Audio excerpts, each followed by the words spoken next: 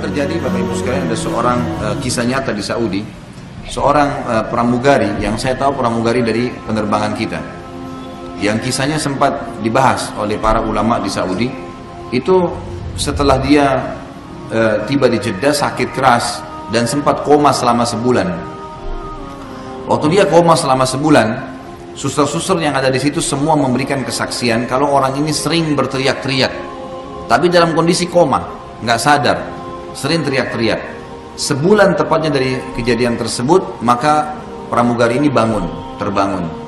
Waktu dia terbangun, maka dia menceritakan ternyata selama sebulan itu dia mimpi masuk ke neraka, ya.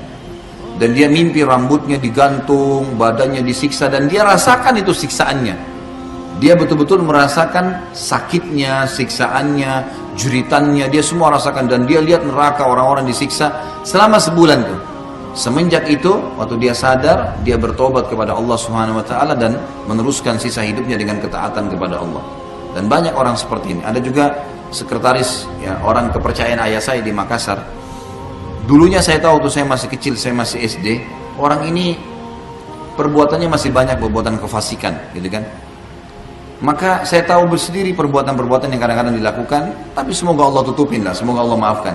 Subhanallah, beberapa tahun setelah itu saya lihat, saya pas kuliah di Madinah, saya pulang liburan, terus saya lihat orang ini kok berubah gitu. Azan ke masjid gitu kan.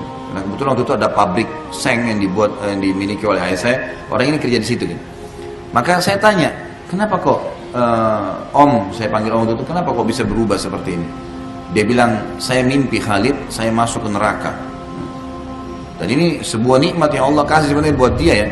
Dia lihat neraka dan saya lihat orang disiksa, orang dipukul, orang dicincang, orang macam-macam. Dan tangan saya ini dibelenggu dengan rantai, dipegang oleh satu orang yang saya tidak bisa lihat wajahnya. Kemudian saya diperlihatkanlah seakan-akan saya sedang digiring ke satu tempat siksaan yang akan saya disiksa. Terus kemudian saya dalam sementara jalan terus saya memohon, apa saya masih bisa kembali ke dunia, saya mau memperbaiki hidup saya. Orang itu tidak jawab sampai dikelilingi semua tempat-tempat siksaan ini dan saya lihat sendiri orang teriak, orang kesakitan, orang ini.